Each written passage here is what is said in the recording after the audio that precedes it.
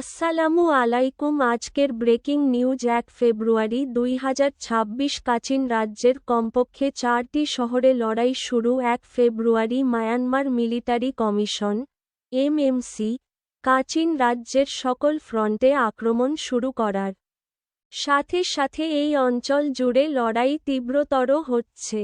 Kachin independence organisation কেআইও জানিয়েছে যে Kachin রাজ্যের ভামো, ওয়াইংমাও, তানায় এবং হপাকান্ত শহরে লড়াই অব্যাহত রয়েছে। পুতাও এবং খাউং লান ফু এলাকায় সামরিক পরিস্থিতিও উত্তেজনাপূর্ণ।